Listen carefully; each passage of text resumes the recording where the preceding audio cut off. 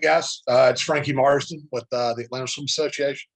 Thank y'all for coming out today. We're going to do our referee training, and like I said, hopefully keep this short and sweet, but hopefully cover some useful material for y'all. If you do have questions during the meeting, just feel free to unmute yourself. We don't have a huge group, so I think we can avoid this from looking like a episode of some political conversation show where five people are talking over each other. There also is a chat feature in here, so if you want to use that as a, just for a quick question, I've got a moderator here, Evan Highlander, sitting with me that can feed those through to me, whichever you're comfortable with, works fine with me.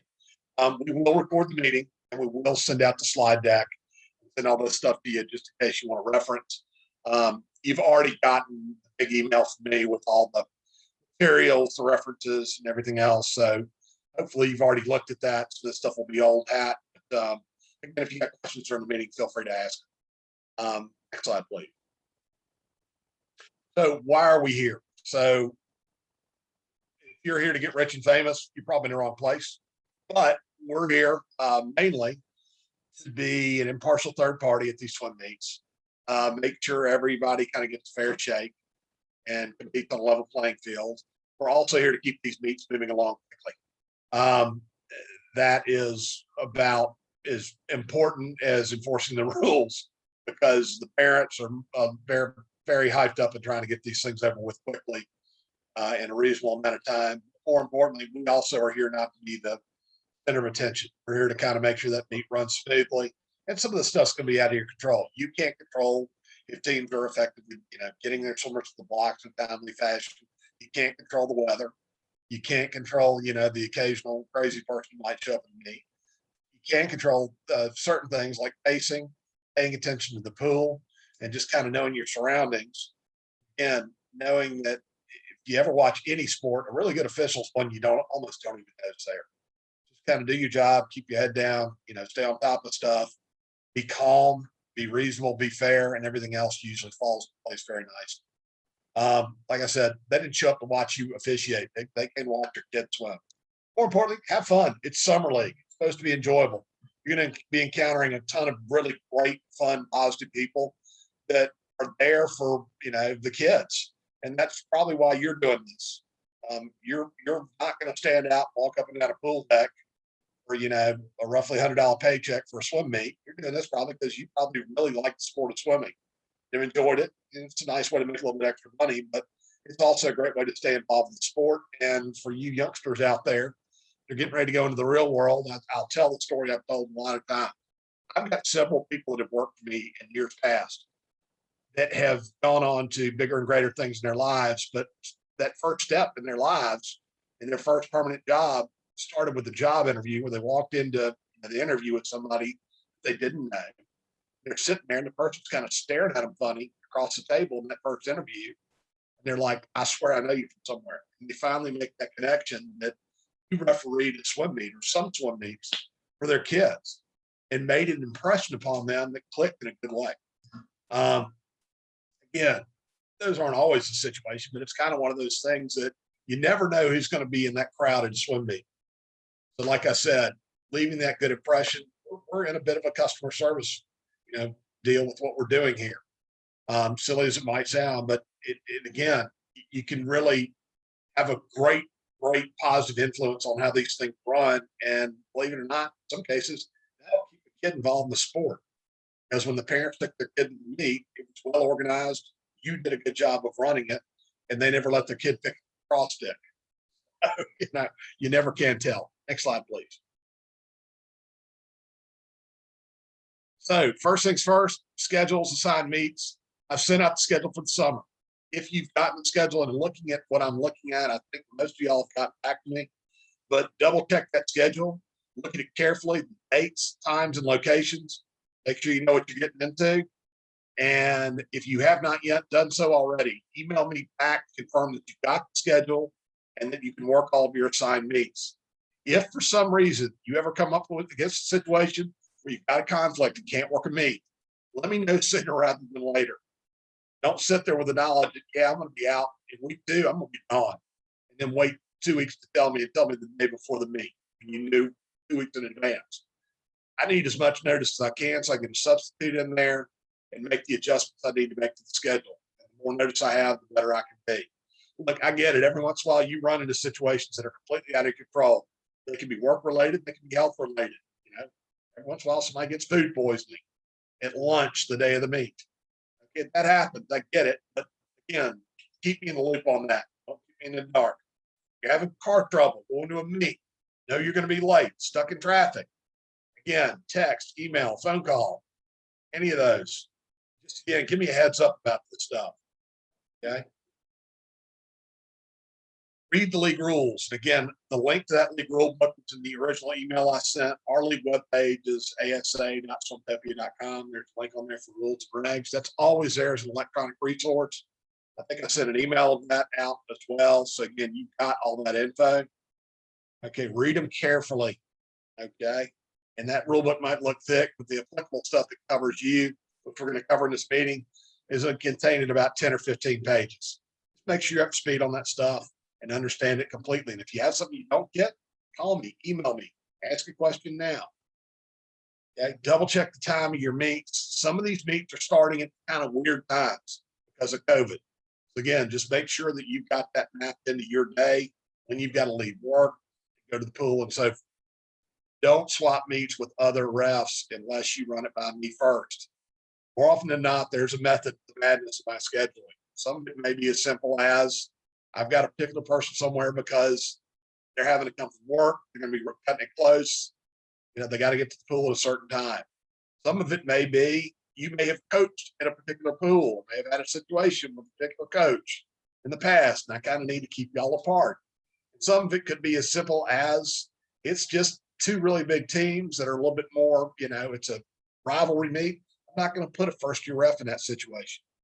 Okay. So again, I'm okay with the idea of you guys, if you have a friend that's reffing the meet, y'all may want to move things around. Ask me first. Okay.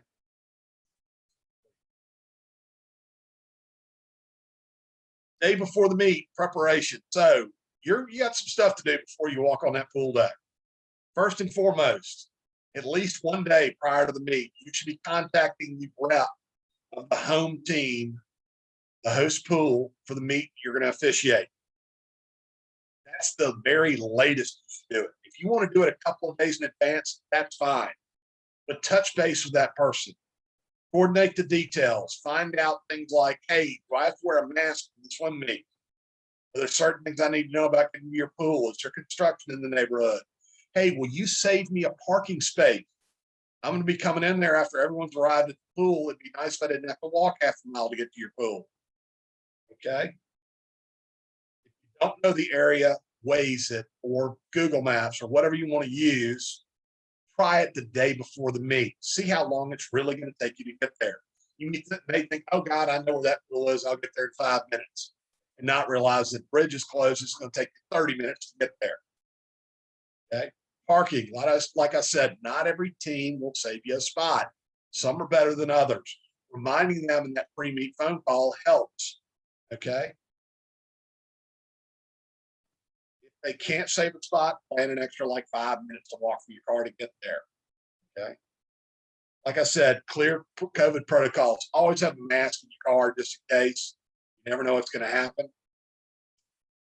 Find the team info. It's highlighted in yellow here. There's a link. If you click on that, it lists all the teams in the league. If you're pulling it up on your phone, there's a weird quirk to the way that displays. You need to turn your phone sideways to be able to view the entire team list. Try and view it vertically, it cuts off half the teams. Weird thing, sorry, but it's just the way it works. Again, all that contact info is there. Head coach, team rep, all the people you need to contact, the address of the pool, and everything else is listed. Okay. Hydration. Silly as it may sound, some teams are better than others about bringing you water or whatever else during the meet. It's getting hot out there. So again, may want to bring a water bottle, a snack if you need to. The meets don't get done in 5 minutes. They take a couple hours. Just again, plan accordingly. Maybe bring a little backpack with your stuff in it. That can include your water bottle, your whistle, a rule book. You want to print one out, have a hard copy there. And any other items, again, a hat, sunglasses, sunscreen, whatever else. Right. Next slide, please. Apparel. So shirts are available to be picked up at my house. And I've sent you an email on that, but I'm at 2395 Christopher's Walk down here in Buckhead. Okay. They're in a blue bin right on my front porch. Swing by at your convenience. They're in bags that are just labeled in this bins. Okay. Make sure you get your shirt, not somebody else's. All right. If for some reason your shirt's dirty, you've got to work back-to-back days on a meet, and you don't have time to wash that shirt, try and wear at least a white collared shirt and either khaki or blue shorts. That just kind of lets everybody know you're the referee. Okay. And if you want to be seen as professional, a nice, kind of cleanly, folded, nice, neat shirt, not wrinkled, kind of helps. Okay. Writing utensil, bring a pen, pencil, whatever else you want to write with. Not every pool is going to have that there. Have that on hand because there's certain stuff you're going to need to write down, like DQs in your heat sheet. Sunglasses. Okay. There are about 3 really good reasons to have sunglasses in summer league swim meet. First, player on the pool. It's bad at 5 o'clock in the afternoon. It'll give you a headache. Okay. It's kind of hard to see if you're staring directly into a setting sun. Having sunglasses helps with that, helps you see the pool better. Number 2, and don't tell anybody I told you this, but when you're on heat 8 of the 600 girls 25 free, you may not want to be staring at the pool for the entire race. They want to take a little mental break there. And if that happens, having sunglasses on, the mechanic can't see that you're not necessarily staring at the pool. Your body may be facing the pool. Your head may be looking at the pool. You might even be turning your head down the deck. But the fact you're not fully lasered in on what's going on, you catch a little mental break there. Last but not least, hopefully you never run into one of these. Get into a conversation with somebody that's, let's just say, contentious. Doesn't hurt to have those sunglasses on. There's a reason state troopers wear those things. Okay. Whistle. Okay. I put a whistle in everybody's shirt back. So have that on hand. Okay. Just a quick reminder. We'll talk about this in greater detail in a minute. We don't use that USS or high school whistle protocol to start races. Kids onto the blocks or anything else. We actually give the kids the instructions to step up. Okay. We actually talk to the kids. We don't use the whistle to actually get their attention and do all that other stuff. The main reason is not every pool's got one of those nice electronic start systems. Some of them are actually going to have you use that whistle to start the race. When most 8-year-olds hear somebody blow a whistle, the first thing they do is dive in and go real fast to the other side of the pool. Okay. That's the reason we don't use the whistle protocol. If the pool's got electronic timing, and you could use that whistle out. Maybe if swimmers you're trying to recall a false start or something like that, you could use that whistle up. Sunscreen, raincoat, water bottle, snack in a small personal bag. Leave all that stuff on like your lifeguard stand. Okay. Again, keep an eye on the weather. Having that raincoat sometimes a good thing to have. When in doubt, always have extra stuff in your car. Okay. You never know when it's going to rain. It's going to get really hot. God forbid, I hope it doesn't happen to you, but you might fall in the pool. Who knows? Or you never know when you might get that phone call or last minute email from me and I'm desperate, like, hey, what are you doing today? And like, that'll save you a trip having to go home and get your referee and stuff. Next slide. Arrival. So you should plan on getting to the pool no later than 30 minutes before your meet if you're a referee. If you're a high-tech person, a couple of people are going to do some high-tech for some of our meets. You actually have to get there an hour in advance because you got a few more things to do. But I sent you guys an email about that last night. Okay. But in general, if you're a ref, you want to get there no later than 30 minutes before the meet starts. You've got some groups you got to meet with to make this thing run effectively. Okay. Number 1, plan to get to that pool on time. Like I said, plan ways, everything else. If you're running late, communicate with the other team. Call the head team rep. If you can't get them on the phone, call the head coach. Can't get them on the phone, try the other team's rep. Or at least text everybody, guys, stuck in traffic. Waze says I'll be there at 5:45. Okay. The first group you're going to want to get with when you get to the pool is the coaches. Okay. With the head coaches of each team. Ideally, you could do that with both of them at the same time. That may not always work. One of them may be warming their kids up or have other stuff they're working on. But at least introduce yourself to that person. Let them know you're the referee. Find out who they want notified of any disqualifications. You kids in our league, you're going to tell the coach, not the swimmer.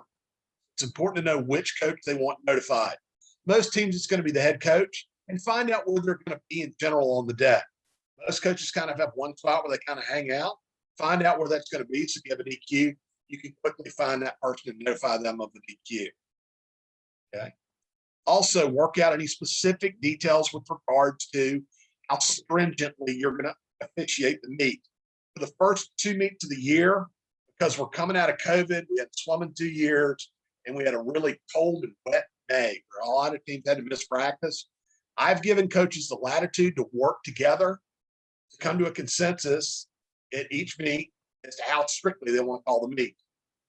To find out what specifically they want to do. Hey, how strictly do you want to call this? Are we going to take the 10 and unders and say we're not going to DQ them for anything except for something flagrant like swimming freestyle in a breaststroke race? Or are we going to let small stuff slide like a one-hand touch or a little flutter kick at the start on breaststroke butterfly? Whatever they agree to, and they both need to be in agreement on this, but whatever they agree to, I'm okay with it. I'm okay with, again, a little creativity with regards to how stuff works in the league, as long as A, nobody's going to be, nobody's at risk for something dangerous, and B, nobody's getting taken advantage of. It gets an unfair competitive advantage. Okay. Again, who's going to be the point of contact for any DQs? That's important to find out. Cover starts. Okay. How are you going to deal with, if the water's too shallow at one end, just make sure that they understand that the swimmers will have to start in the water, can't dive in. Make sure everybody's aligned on that. Okay. Cover the fact you're going to do dive over starts. We'll cover this in the a little bit later in the meeting. But all these meets, we want to do the dive over starts. The swimmer comes in, touches the wall, finishes the race, they stay in the water, and the next heat starts over top of them, and then they get out as soon as that race starts over top of them. Called dive over starts. Okay. Remind them to tell their swimmers to stay against the wall as soon as they get done. Okay. Going fast is great to me. Okay. They want to keep these things moving at a crisp rate. However, there is such a thing as too fast. If you run that meet too fast, you'll have kids missing events. You'll have timers not being able to do their job effectively because you can't reset their watches. And then all this paperwork falls out of complete, it's chaos. And they're going to come up to you at some point and say, you know what, stop. We got to take 10 minutes and get this thing completely back on the rails. When an extra 5 seconds after every race could have avoided all this. Pay attention to the kind of flow, whether or not people are keeping up with what's going on. Okay. Again, in general, if both coaches agree to something, as long as it's not going to create a situation that's unsafe or create a situation where one team is taking advantage of another team, I'm okay with it. Okay. Work with these people. Okay. We ask people to work cooperatively, kind of be adults about stuff. Okay. ASA teams have been discussed a weather plan. Okay. If you look at the weather forecast for that week and go 80% chance of thunderstorms on Thursday, you may want to have a conversation early on and say, hey guys, y'all talked about how long do you want to wait and weather delay? Are you going to reschedule? Have you picked a reschedule date, time? And if they reschedule, can you work? You come back and redo the meet because it's another chance for you to make another $90. Okay. Find out who the person is that's going to make the call with regards to the weather. That's the home team, obviously, their responsibility. Is it a lifeguard? Is it the coach? Is it, some random parent? It's their weather parent. Okay. But find out who's going to make that call. Okay. If there's a weather delay, what's the evacuation plan? They have a plan. Does everybody go to the clubhouse? That may not be an option anymore because of COVID. Okay. Does everybody go to their car? How's that going to work? 25-yard starts. Are they going to start and finish at the same end and the timers have to move? Or do they have water that's deep enough to dive in from both sides and the swimmers start from the other side and the timers stay put? Okay, find out how that's going to work because that plays an important role in your instructions and conversation with the timers. That's another place where you can save time on a meet or lose time on a meet. Okay. Again, double check the pool, make sure it's deep enough. It's not necessary. You don't have to take a tape measure out there. If you show up at a pool and it just doesn't look right, water levels really low or something like that, that may be one of those things where you have a conversation with the team. Okay. Double check the pool when you walk on deck. Make sure you got enough room on one side of the deck. Make sure they kind of rope off a good chunk of that side of the pool so you've got like a 4-foot corridor, walk up and down and do your job. Timing equipment. Is there, are they using the Dolphin timing system? Or are they bringing in a timing operator from Peachtree Timing to operate the meet? If that's the case, you need to introduce yourself to those people, make sure they're up to speed on, hey, if we're not ready, we're going to tell you, you need to follow their lead so you don't run over them. Again, if they've got an electronic start system, get the mic, get that thing, make sure you understand how to work it, how to talk into it, how to hit the start button to start a race, how to, recall a race if you have to. Most start systems, if you, press the mic, you have to be holding the mic down to hit the start signal to make it work. Let go of the mic, you hit the start signal, it will give a start signal. Okay. Make sure you're familiar with how that works. Then also to recall a race, again, hold the mic, press it once, it gets a start signal. If you press within 5 seconds after that and just hold it down, it'll repeat that start signal, recall signal, false start. Okay. Next slide.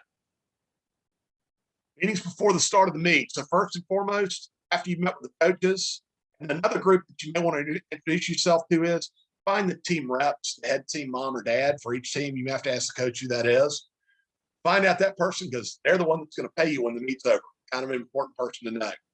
Also, if they ever have a question during the meet, you can understand that, okay, this is one of the few people I'm going to let ask me questions during the meet. Because more often than not, during the meet, the only people that should be doing that are like the head coach, like I said, the head team mom or dad. And when you meet with the timers, briefly instruct them on procedures. Number one, do you know how to work a stopwatch? Okay, here's how to start it. Here's how to stop it. Here's how to clear it. Remind them, again, stand right by the edge of the pool, get a good look at the finish. Don't try and do your job sitting 5 yards away from the pool with your back turned to the water and on your iPhone.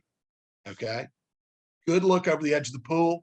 Once any part of the swimmer's body hits the wall, that's when they stop their watch. Doesn't matter if it's a hand, a head, an elbow, an ear, or a toe. Okay. Remind them it should be 2 timers per lane, 1 person with the stopwatch, 1 person with a clipboard, not 2 stopwatches. And occasionally have a team go, well, we only have 1 timer per lane. If that happens, that timer's not going to be able to do their job very effectively. And they're probably going to slow you down in your job. Okay. Remind them they should have 2 timers per lane. And we give them a little bit of flexibility these days with COVID and everything, because they may have space constraints on the deck. We encourage 2 timers per lane, 1 stopwatch, 1 clipboard. Person with the stopwatch starts the watch at the start of the race. And they see the flash from the strobe on the start system, or they hear the start signal, or they hear your whistle. Okay. They stop the watch when any part of the swimmer touches the wall. And then they tell the time to the person with the clipboard. The person with the clipboard writes the time down on their form. And then they communicate with the runner that comes playing. It's the times after every race. Pretty straightforward. Okay. Alert the timers what to do if they've got an issue. Hey, my watch isn't ready. I'm not ready for the race. Before every race, the last words you say before take your mark are going to be timers ready. Remind them that when they hear the word timers ready and they're not ready, that's the time they're allowed to panic, jump up and down, throw stuff in the water to get your attention. Hey, we've got a swimmer that's not ready. He's still putting his cap and goggles on. You're getting ready to start the race. Okay. Remind them again, in a lot of cases, you're going to be getting the next heat on the blocks, giving those swimmers instructions while you still have swimmers in the water. Tell them that that's going to be part of your process and remind them, don't panic when I'm doing that. But when I do say timer's ready and if you're not ready, that's the time that you could freak out. Also, just pet peeve for me, remind the timers, they don't need to tell you they're ready for every race by like holding their hand up or something like that. Most people I know, when you see a hand go up, that's usually like, hold on, I got a problem. I got a question. Okay. Again, have the timer confirm the swimmer name. Okay. Either when they get out of the water after 25 or before they get on the blocks for a 50, 100, or a relay. Okay. Make sure they got the right swimmer's name and team. If they don't, tell them that's not a reason to grind everything to a halt. That's a reason to get the kid's right name, get the kid's team, and write it down on their little timer sheet. And then tell the runner when they're coming by. Mind the timers, don't talk to the swimmers when you have them on the blocks and under your command and control. Okay. Once you step them up, the timers kind of need to leave them alone. That's not the time to ask them, oh, by the way, what's your name? Especially after you've said the magic words, take your mark. Okay. Timers should also be reminded, keep an eye on the kids. If they're struggling to get out of the water, help them. Okay. It's like Mount Everest for some of these small kids. The next group you meet with are place judges. Okay. There's going to be one place judge from each team, one from the home team, one from the visiting team. Their job is to watch the end of the race and write down their order of finish on a heat sheet. Note, write down. Don't call it out. Don't have a negotiation with each other. Just write it down on your heat sheet in the order that you saw the finish. And then they compare notes. Okay. One from the home team, one from the visiting team. It's an even vote. If they disagree, you are the tiebreaker. So if it's a heat one race, it's the only one that scores points in these meets, watch the finish carefully, especially for heat one, and maybe write down the first three places in your heat sheet. So if they come back, you go, hey, by the way, we didn't agree on who was first in heat one of event 15. You have the order of finish. I think it was lane 4. They think it was lane 3. And you know certainly, oh, you know what? I saw it. It was lane 3. You can be the tiebreaker. We don't consult with stopwatches. We don't consult with video. We don't consult with some dude on the hill that saw it real good. Okay. Real simple. They disagree. They ask you, you can break the tie and let them know that as part of your time, part of your pre-meeting. Okay. There's going to be a person that sits in them called the judges recorder. Their only job is to actually write down what the two place judges agree on as their order of finish on the little score sheet that makes its way around the deck and eventually gets to the computer operator. Mind the judge's recorder. You have no vote in this. You are not the tiebreaker. You're not allowed to gasp, sigh, moan, make any other, roll your eyes or anything like that. No teenage behavior by that person. Okay. That person needs to be, frankly, quiet and have good handwriting. That's their only job, is to sit there and write down what the place judges tell them. This was the order of finish. This is also the person that you will be interfacing with if you have a DQ. You'll be telling them, I've disqualified lane 4 in heat 1 of event 15 for this. And make sure they write that down in their paperwork. Okay. Again, remind the place judges. Just write it down. If you write it down, there's no negotiation to be had. It's simple. Oh, that's what I had. Okay, great. Move on. And if anybody's kind of sitting over their shoulder, help police that area. Hey, look, y'all need to back off and give this person space to do their job. Next slide. So just general layout of the deck. You can see this right here. So kind of at the top, you look at that little whistle right there. That's you. The starter referee. You kind of stand in close proximity to the start finish area. Okay. Place judges will be kind of right next to you. You can either stand on the left or right of them, or even behind them if they're not real tall and blocking your view. Just again, locate yourself in a spot where you can get a good look at all 4, 5, 6, 8 swimmers that are in the water or on the blocks.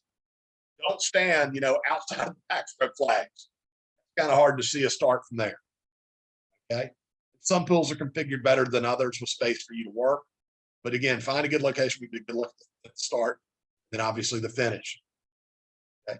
You'll see the swimmers lined up there. There are 2 timers per lane, and all this other stuff's just kind of general traffic flow for the paperwork. Okay. Next slide.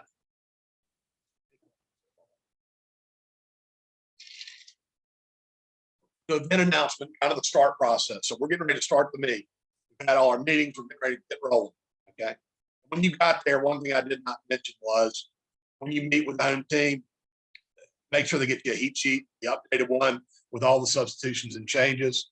Also had them give you a heads up if they could find any events or any other special notations in there. Okay.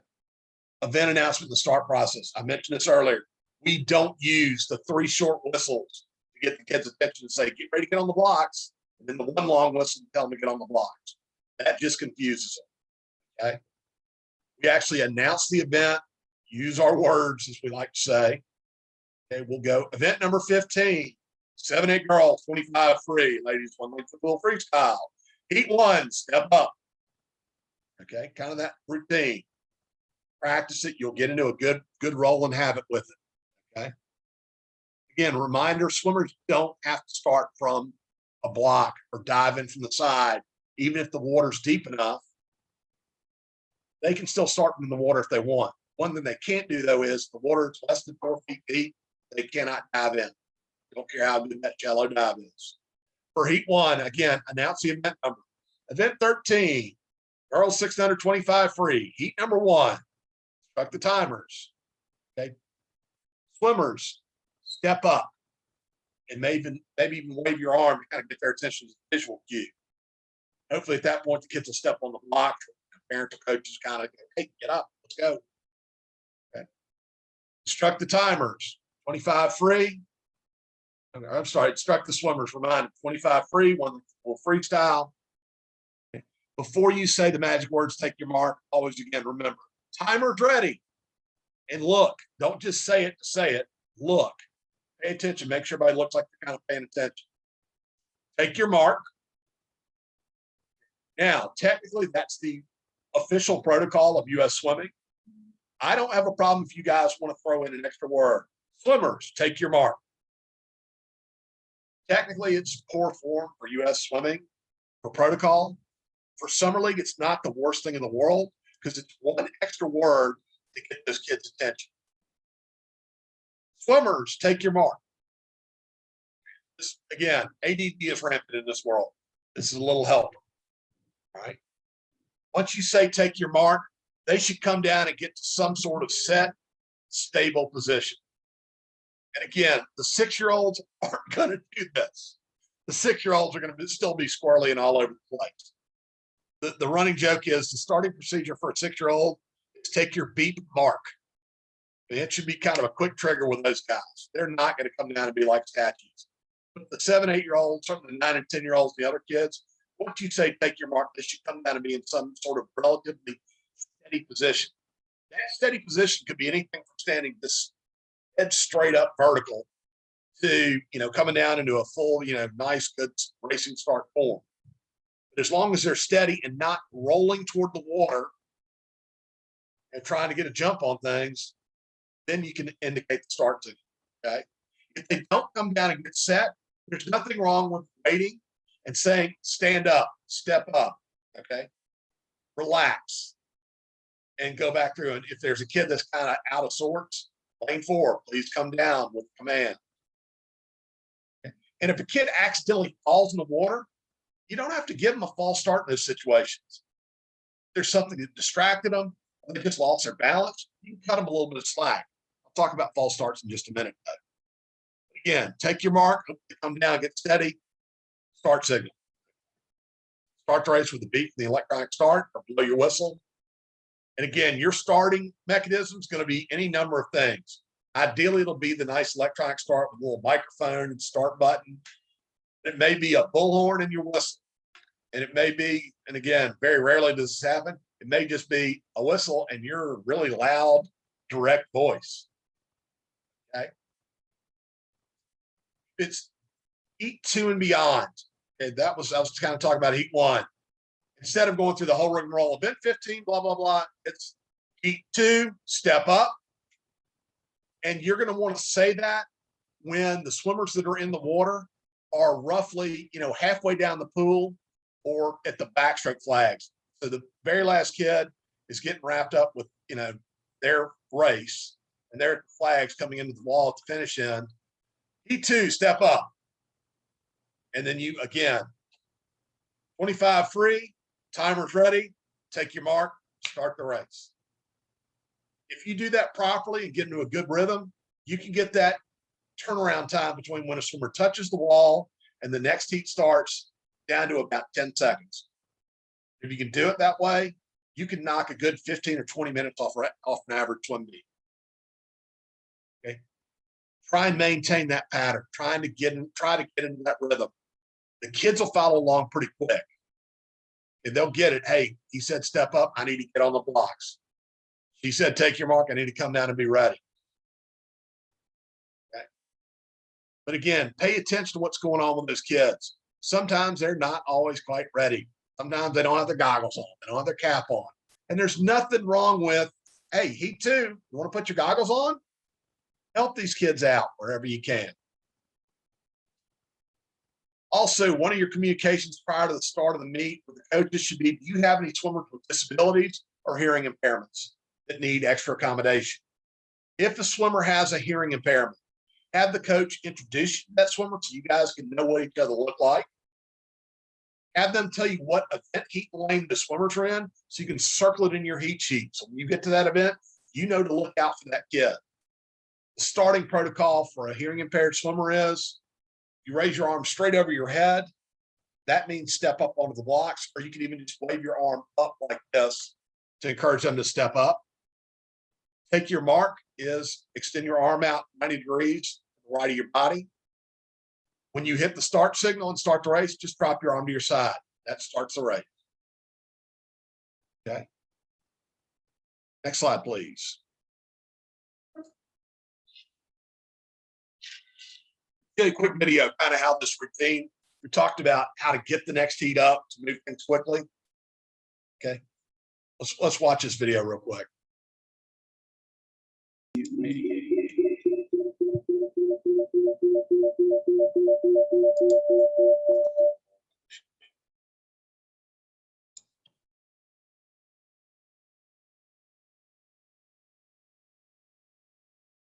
Notice that's the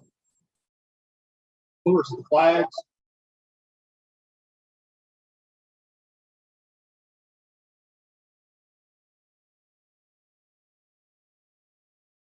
So again, notice swimmers at the flags. He's saying step up. That swimmer gets on the blocks. By the time the swimmer touches the wall,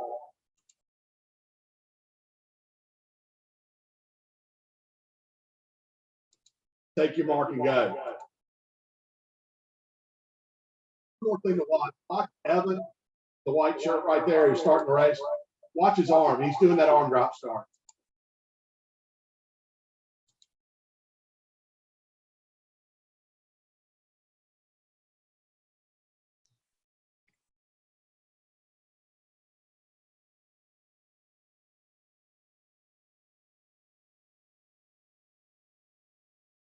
This is a big thing that can really make you operate efficiently or inefficiently.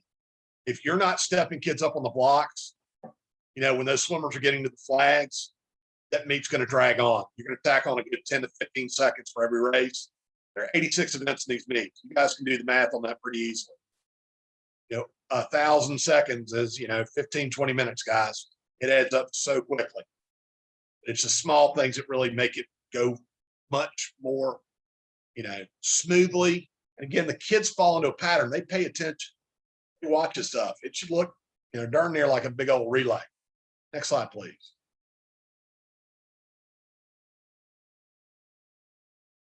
Electronic starting equipment, a couple of just quick reminders. So these things obviously have a speaker attached to them. Don't stand in front of the speaker. You'll get feedback. You will deafen yourself and every dog within a half-mile radius of the pool.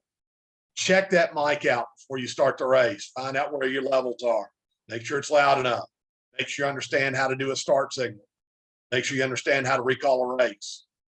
Also, sometimes they may only have one speaker on this thing. You have a 25-yard start. You may need to turn the speaker just a little bit so it's halfway angle with the swimmers on the 25-yard start and the timers on the other end. So everybody kind of hear what's going on. Next slide, please. Oh, once the race starts, walk the pool deck. A couple things.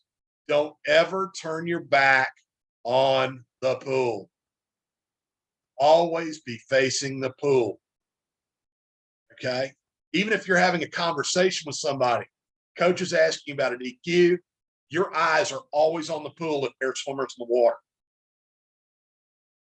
Nothing sends a clear message to everybody that you're not doing your job than just completely turning around and not facing the pool. There's swimmers in the water. But once you start a race, don't plant yourself right on the, right where you start part of the race from. Walk down the pool deck, at least halfway down the pool, so you get a good look at everything that's going on in the water. Okay, and if it's a heat one race where they're scoring points, you may want to walk pretty much all the way down to the backstroke flags on the other side. Because again, if it's a close race, you need to watch the order of finish, write that down in the event that they have a call that they don't agree on. If you didn't see the finish of a race and they ask you, hey, we couldn't agree, what was the order of finish? Tell them, hey guys, I just didn't see it. I'm sorry, or I'm not certain. Okay. And tell them that place is a tie, mark it as a tie, and move on. Check to make sure you got enough space on the deck that the kids are staying back from the edge of the pool so you can do your job effectively. And if you're not getting that, get one of the coaches from that team and, hey, can you help me out with this? The assistant coach doesn't help, get the head coach. Head coach doesn't help, get the team rep. Okay. Again, familiarize yourself with that start stuff. Stay off your cell phones. Okay. I know these things are like crack cocaine. They're addictive as all get out. But here's the deal. This, in the middle of a race, I'm not doing my job. I don't have a problem though. If a race is not in the water and you got timers coming from the other side of the pool, there's nothing wrong with pulling a phone out, maybe taking a quick peek. Don't be trying to referee a race like this either. Again, I'm not doing my job in this situation. Walk the deck, listen to your Fitbit, close some rings. Don't plant yourself at the end of the pool. Again, heat one is the live heat and the only one where you will disqualify swimmers. It is an in-person competition involving two teams. Watch the pool. Okay. And if you're using electronic timing, make sure that mic extends down as far as you need it to.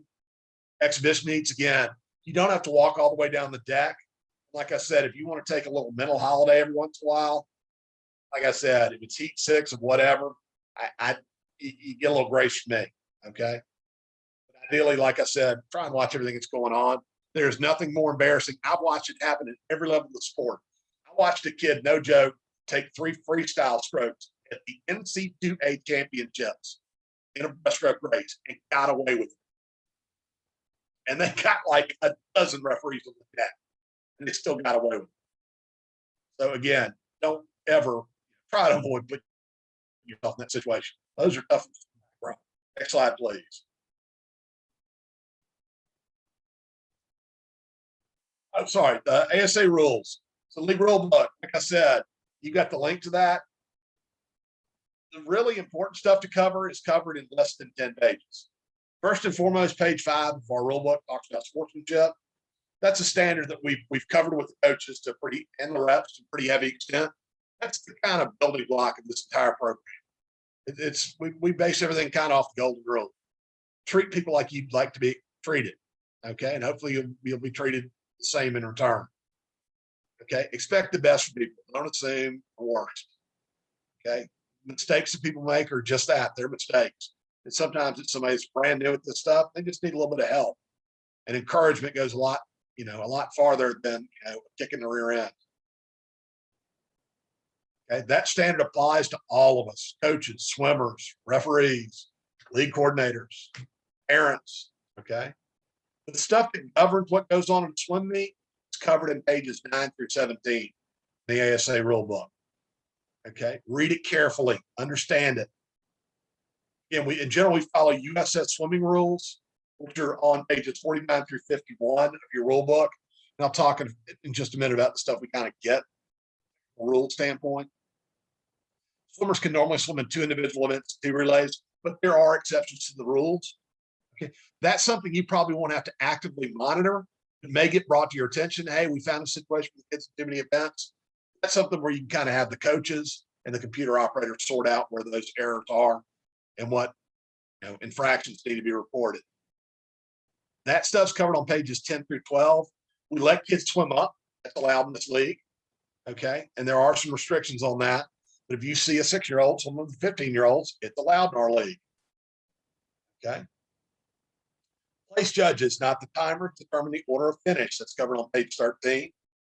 Okay. You are the tiebreaker, not the stopwatches, not anything else. The only thing where the place judges don't have a say in the order of finish is if we're using electronic timing equipment. We have 2 plungers per lane or 2 dolphin watches per lane, at which point they'll take the average of the time. I don't care if a kid is wearing jewelry, a dynamo suit, and a UGA cap, and looks like something that could be in the next NASCAR race at Daytona, with logos all over. We don't have any restrictions as far as that goes. We just ask they're not naked. We ask them to wear a swimsuit. Okay. If they want to wear one of the swim shirts, I don't have a problem with that either. Technically, that's outside the scope of the rules. But if they want to wear it for modesty reasons or skin cancer reasons, they're wearing a parachute, guys. They're not getting any kind of advantage with that stuff. All right. Racing starts. Okay. The water's got to be at least 4 feet deep for anybody to dive in, either from the side or a block. Okay. The team should have managed that up front.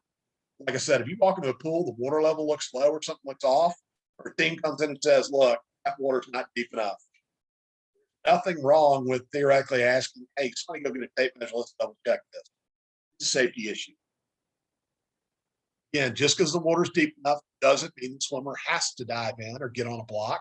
They can start from in the water if they want to. They can start from a seated position on the deck if they want to. DQs. Okay. I'd love to tell you don't have to DQ anybody this summer. I'd be lying. Okay. First and foremost, we only DQ kids in Heat 1.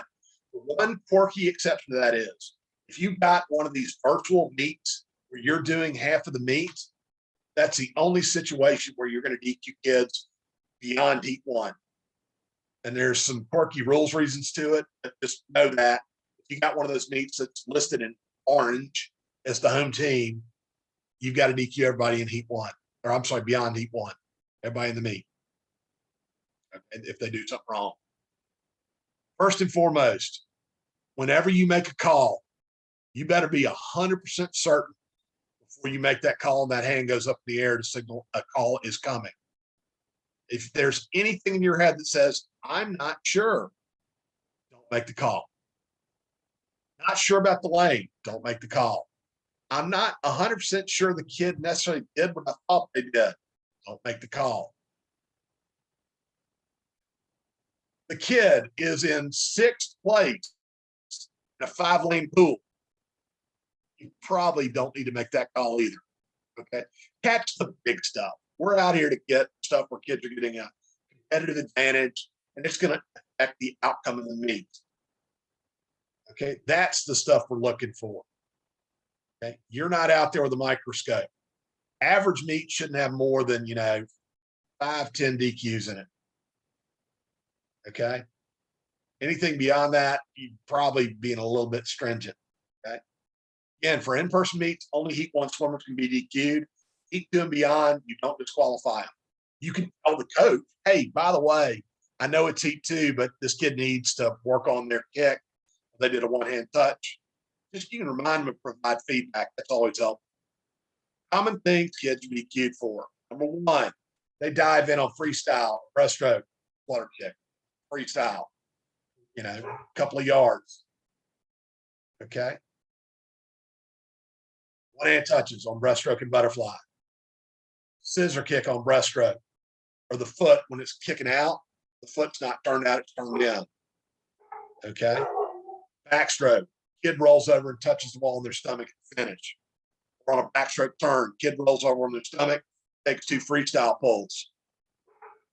Ball starts on relays. And again, a reminder on the relays, the swimmers can be in full motion going off the block when the swimmer's coming in, as long as the swimmer, when they come into the wall and they touch the wall, as long as some part of that swimmer's body that's diving in is still in contact with the starting surface, the wall, the deck, starting block, even if it's a toenail, it's not a false start. Okay. That's the stuff we're going to get. The only other big thing is on the breaststroke, when the kids are allowed to pull down past their hips on the initial pull out, but after that, every other stroke, the hands need to essentially stay above the belly button. Okay. Any questions so far? Terrific. False start procedure. So the big exception to U.S. swimming rules that we have is we allow a false start before it gets DQ'd. So say we start a race and we watch the race and lane 2 went in early. They just completely jumped the gun, went. It's obvious. You're going to recall the heat. You're not going to let them swim. You're going to stop that race either by hitting the start signal again or blowing your whistle, and the coaches can go in and grab the kids, whatever you need to do to get them. You're going to recall the heat, get them out of the water, get them back on the blocks. If the swimmer takes more than a couple of strokes down the pool, you're going to probably want to wait, let them get back to the blocks, and then maybe run the next heat, come back to their heat. Kid swims like an entire lap down the pool. You may want to wait 2 heats or wait, an event or 2 to let those kids get resettled, catch their breath. But you'll step, if the kid dives in and immediately comes right back to the wall, you can probably just go right back and restart that race. But on the restart, at that point, everybody in the heat has a false start, not just lane 2 because they went in early. All 6 lanes have a false start at that point. On the restart, say lane 4 goes in early. Lane 4 is disqualified. You'll let that heat swim, and then you'll DQ that swimmer just like you would for a stroking action. Okay, you do not recall the restart. Okay, make sure you got that one locked down. That's the big difference between our rules and regular swimming rules.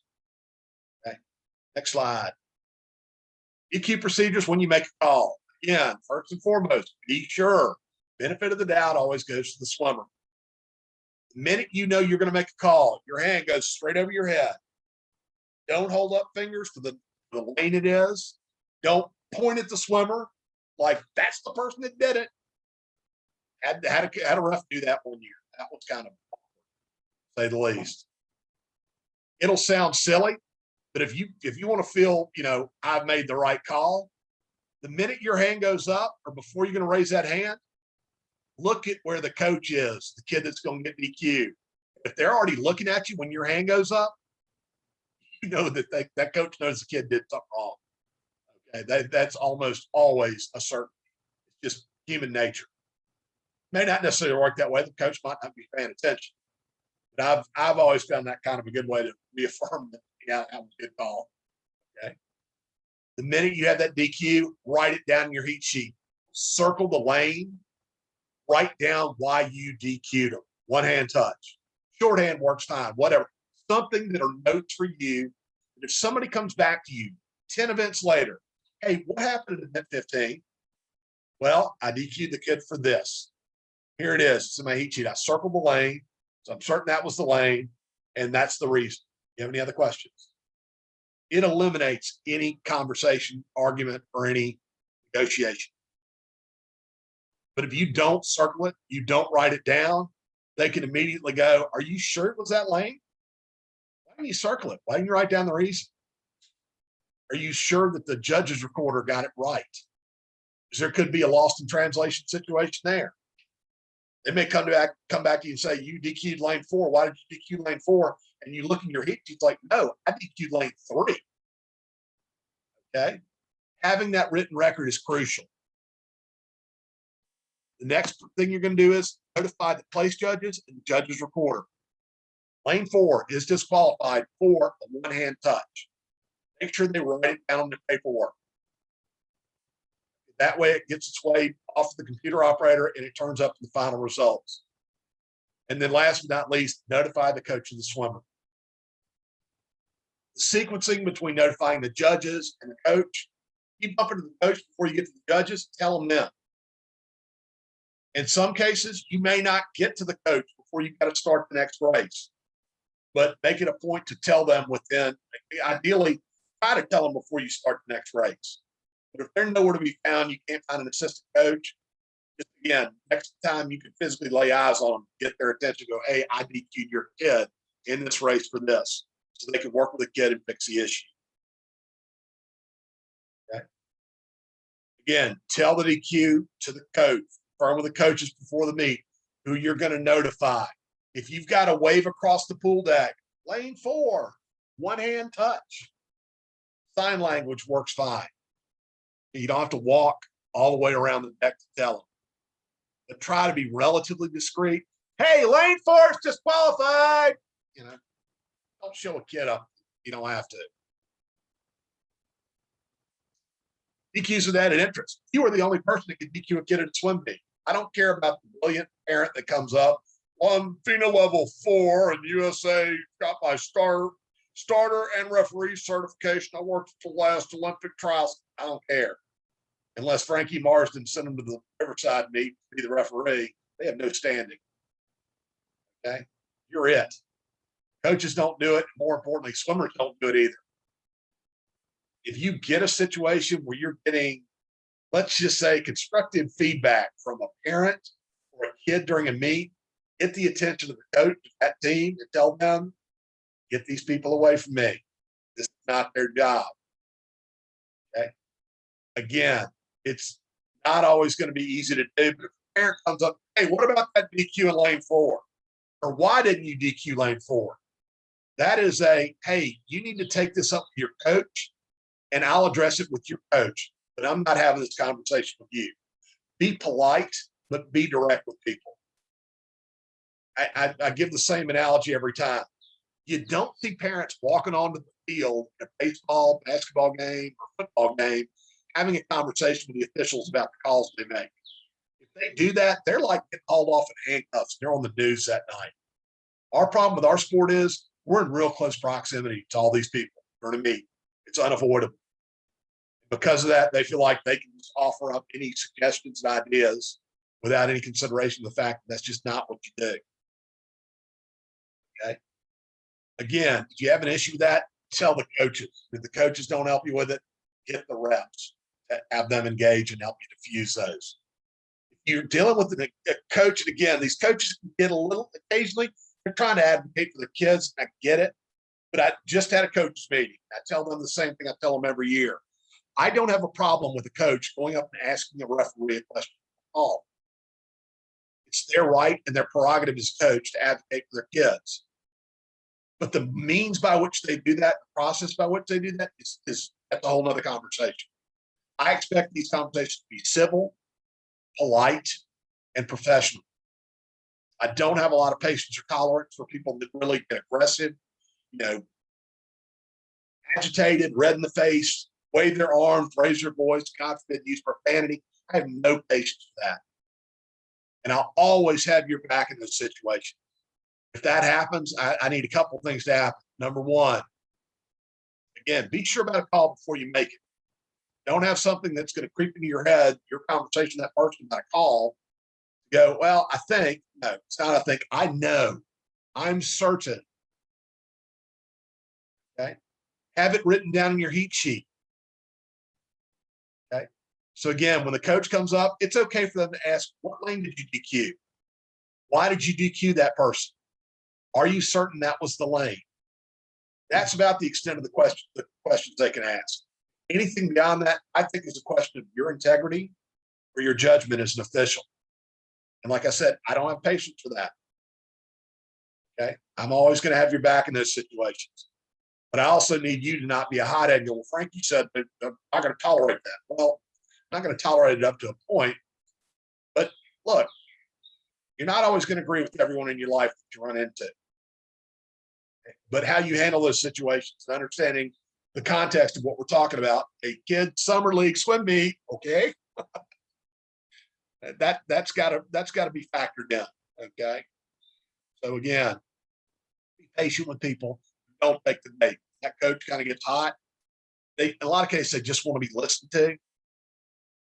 But also, when you guys know what's acceptable and what's not. If it gets past a certain point, that's the time you tell them, hey, we need to calm down.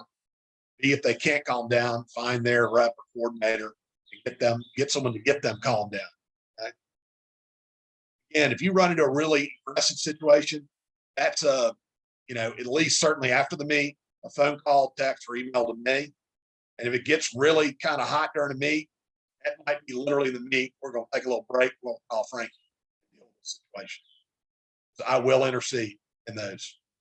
But if it's kind of one of those, hey, look, we had some slightly picky parents or whatever, that's, again, you can drop me an email within a day or two of the meet. Just kind of keep me in the loop. That feedback is important for a couple of reasons. First and foremost, it prevents the next rep that comes in there from running into the same thing. And more importantly, like I said, we're going to hold everybody to the same standard of, like I said, the difference between asking a question and being a jerk about asking a question. Again, read the rule book, and you better know those rules front to back. Okay. And be able to literally, if somebody wants to take it to the extent of show it to me in the rule book, I would go, oh, let's go to page 9. Here it is, item 4. It says you can or cannot do this. Okay. That knocks a whole lot of conversation down in a big hurry if you can quickly do that. Next slide. Into the meet. Try to meet with the coaches to thank them for a good meet, congratulate them on a good meet, and answer any questions they might have. Hey, do you have any questions about any of the DQs that I had tonight? Just making sure you knew what was going on. Again, never hurts. All right. Hold on to your heat sheet, even if you just got to throw it in the front seat of your car. Just let it sit there for a day or two. Every once in a while, the computer person doesn't put the stuff in the computer. The judge's recorder wasn't writing down the reason for the DQs. The coach didn't get the word as to why somebody was DQ'd. They may come back and go, hey, what happened in this event? You've got that quick paper record so you can go back and refer to it. You don't need to keep these things forever, but a day or so, probably not hurtful. Check in with the team reps to get paid. So like I said, you should have introduced yourselves when you got to the pool. Okay. They're going to pay you their half. It's $45 per team, plus their provisions in the rule book for overtime pay. I'm going to make you read the rule book, or at least the first 5 pages, because that's where that's covered. Okay. If the meet runs longer than 3.5 hours, you are eligible to make money. Also, what happens for rainouts? Essentially, you get paid in both situations. Even if they didn't swim an event, you showed up in the pool, and they didn't tell you, hey, don't show up in the pool. But if they said, hey, look, we're going to try and get this thing in, and you show up and you wait, even if they don't start a single race, you still get paid. Okay. If it's a rescheduled meet, you're only swimming 10 events, you still get paid. Okay, but knowing where that is in the rule book, so somebody says, oh, wait a minute, we're supposed to pay you everything? Well, yeah, here it is in the rule book. Okay. Tips, believe it or not, some of the teams actually will give you a little bit extra money if you do a good job. If you keep that meet moving quickly, do a nice job, all fair meet, they may throw a little bit extra money your way. Don't expect it, but be happy when it happens. The form of payment. Most teams are going to pay you hopefully in cash, but a lot of teams may cut you a check, or now more and more Venmo. Okay. If you want Venmo, you got to tell them in advance. Okay. Make sure they get your Venmo ID or Zelle or whatever correct. Okay. Anything that are screwy at the meets. If you run into a meet and it's complete, utter organized chaos or disorganized chaos, some meets are actually organized chaos. The good ones are. It's just complete train wreck. It's the blocks. Nobody knows what they're doing. Nobody knows the rules. Drop me a line. Drop me an email. Give me a heads up. I'm not asking you to spy on teams, but if you see something just ain't right, something's not working, or they got one crazy parent out there they're not doing much with, that's a good time to give me a heads up. I can always kind of politely intercede and not roll you under the bus in the process. Next slide, please. Crazy folk, page 16 of the ASA rule book. Hopefully, you won't run into too many of these, but got a crazy swimmer, that obnoxious 11-year-old that knows all the rules, will sit there and constantly pester you you need to DQ that person. You need to DQ that person. Again, get a coach. Hey, get this person away from me. Okay. You don't have enough space to walk up and down the deck. Kids are constantly in your way. You're tripping over people. Can't do your job. Hey, help me out. Get a coach. Coach doesn't help. Talk to the rep. Okay. Again, don't interject, try to avoid interfacing with the parents. The only parent you should be talking to would be like the team mom or team dad, part of the team. They're kind of like the GM of the team. I don't have a problem with them having a conversation, even if it's about a DQ. But Other parents that are just randos that are kind of out there and just nuts. And again, look, you got literally hundreds of parents at some of these swim meets. There's going to be a complete nut bar out there somewhere. If that happens, be patient. Okay. Sometimes they just want to be heard. Be respectful. Don't take the bait. They want to get hot and animated. Let them make a fool of themselves, up to a certain point. But obviously, again, hey, you need to talk to your coach, your team parent, have them deal with this. This is not your place to do this. Okay. And again, get them engaged or involved. If they don't help out, that's if you're not getting any help from even the team involved, that's a phone call to me at that point. I will make the call and, I'll light somebody up. There are provisions in the rule book on page 16 that let you, if you get somebody that's just will not let it go, okay, completely just wants to argue about a call incessantly and like stop to swim meet, you have the ability to take points away from that team. It should almost never, in fact, it's very rarely ever come to that. I think it's only been enforced about a handful of times. But if you're going to do that, don't use that as option one. That needs to be a warning. Hey, you keep doing this, we're going to start taking away points from your team. And don't use that as a, I'm going to show you. Just, again, light warning. Okay. If you do ever have to assess that penalty and they still won't let it go, there is a second level where you can assess another 25-point penalty. And the person that's causing trouble, they're out of the meet. They just cleared the deck. And the team of the person involved should immediately help you deal with that situation. If they don't, this will sound pretty extreme, but 911, hey, I'm at a kid's sporting event. There is a crazy parent here that is causing a complete and, utter unsafe situation. I need help. And then call me and I'll make the same phone call. So it's going to be backed up as a reminder. You know what? Get somebody out there quickly. That person, make an example out of this person. Okay. Again, that's never happened. Hopefully it never, ever will, but it's there as a resource for you if you need it to deal with a situation like this.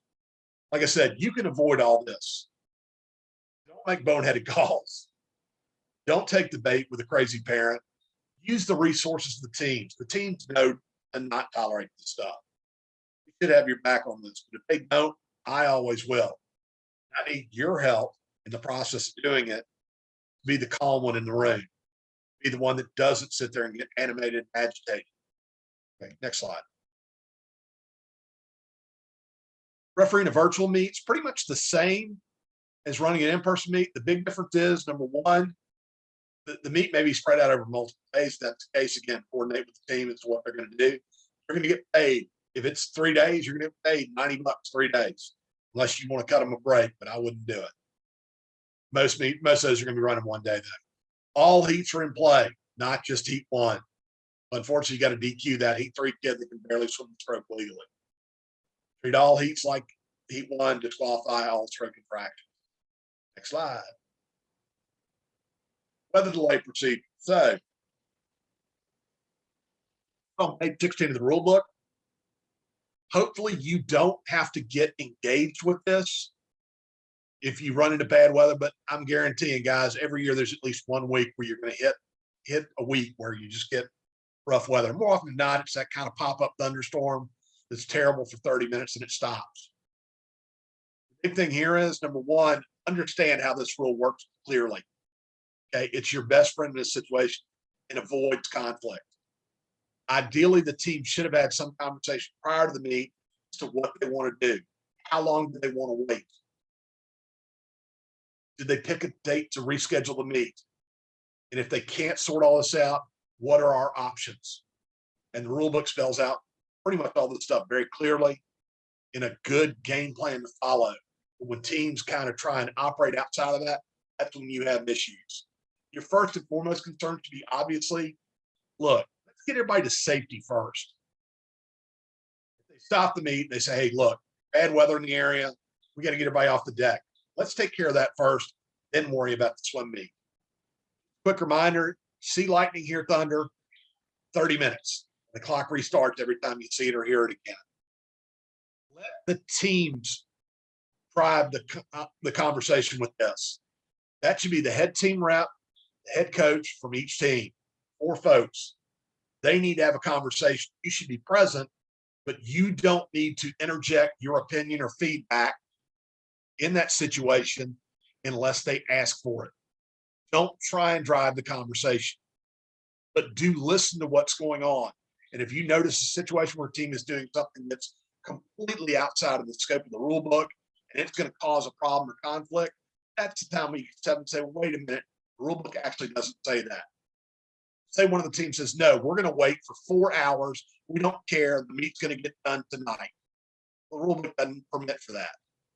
The rule book says pretty much you're not going to wait any interminable amount. Or a team says, no, we're not calling the meet. We haven't done this many events. Well, the rule book actually says you don't have to get to a set number of events. Okay. So again, I'm going to hit the highlights on what's covered in that. League safety guidelines, again, 30 minutes for thunder and lightning.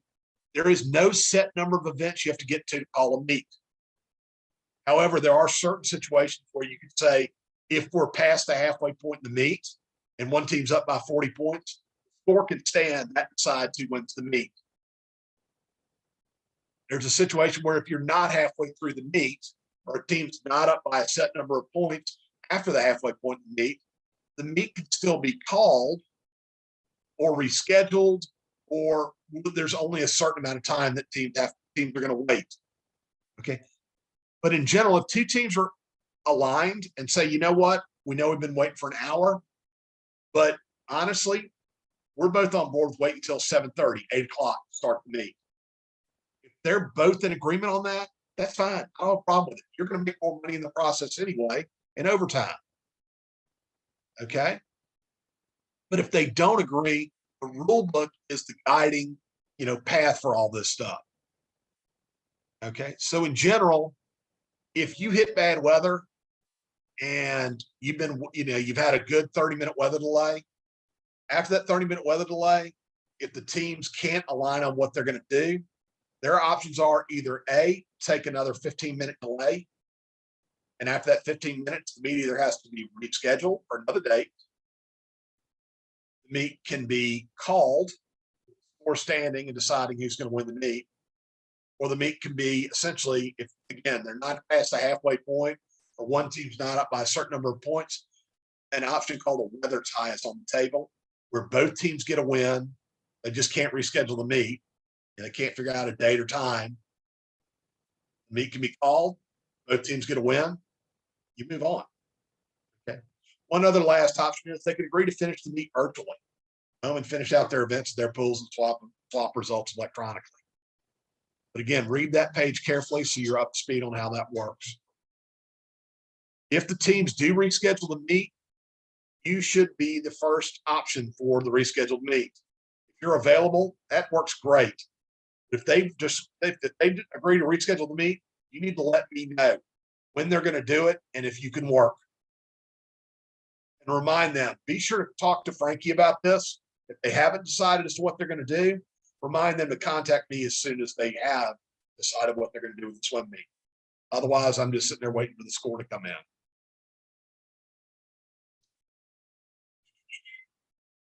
Next slide. Final reminders. Don't be late. On time to these things. Traffic sucks in this city. Bad thing about COVID being over, if there is a bad thing, is traffic's back. So plan accordingly.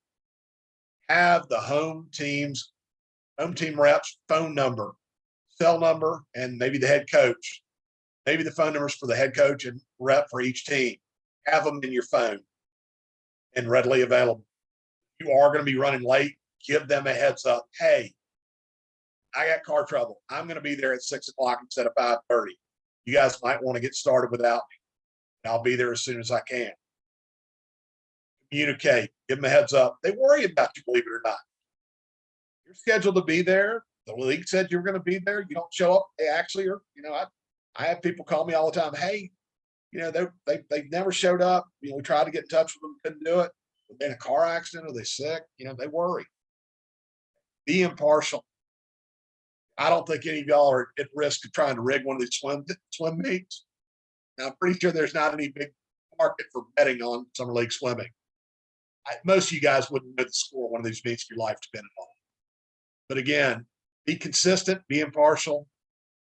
Don't fall into the trap of a coach coming to go, well, you got 10 DQs on our team and 2 DQs on their team. Well, usually the reason for that is the team with 10 DQs is probably not very well coached. Don't know. Okay.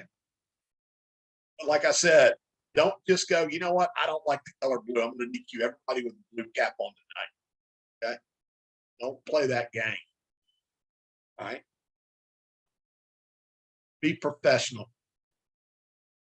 Okay. Pay attention to the pool. Be calm. Be polite. Okay. Watch your language. Stay off your phone. Common sense stuff. Be calm. Like I said, it's not always easy when you get somebody that's in your face about something and they're agitated. Usually the reason they're agitated is because it's their kid. People get a little bit, let's just say concerned. Okay? And they may not always be polite in expressing that concern. You got to be the calm one in the room. A lot of times they just want to be heard. And it may be as simple as just not saying anything. Or if you do say something, kind of nod your head. I understand. I understand. Okay. At the end of the day, use your best judgment. Be summer league. This is supposed to be fun. Okay. This is not life and death. You're going to run into tons of awesome people. Okay. And again, you can find a reason not to DQ a kid, find a reason not to DQ the kid, especially that one that's drinking their way into 6th place in an event. There's no harm in them getting a pink ribbon and maybe telling the coach, hey, you might want to work with this one a little bit more. Okay. Like I said, don't lose sight of, don't let the one crazy parent out there ruin your opinion of a neighborhood, a team, or an entire experience. It's the crazies out there that screwed up for everybody else. But you got to remember, for every crazy person out there, there are 100 people who think you're doing an awesome job. Me being the primary one. Okay. Again, link to the rule books right here. You guys are going to do a terrific job. Like I said, be sure, grab your shirts if you hadn't done it yet. Confirm those schedules if you hadn't emailed me about that yet. I'll be reaching out with stuff about the championship meeting in another couple of weeks. Any questions? No, nobody wanted to talk to me. I know. It's kind of sad. Evan's lonely here. So, guys, again, thank you so much. If there's ever anything I can do for you, I'm always here to be a resource and help you out. If you ever need a job reference or anything like that, I'm your guy. Actually, yeah. I do have a quick question. Yeah. If we're doing a virtual meet and it's like their first meet, should we be lenient or should we still be DQing everybody? I would just talk to the coach, just talk to the other team, and that they're kind of aligned on that. Okay. What that team tells you to do. Okay. Just because it's like probably their first meet. Oh, yeah. Yeah. No, meet, again, so, a lot of these teams, in fact, I've heard from a bunch of teams saying that their younger kids kind of struggling because this literally 2 years of this stuff. Cool. Good question. Thanks, Jim. All right, I'm gonna let you guys go. Have a great rest of the weekend. Not that there's much of it left.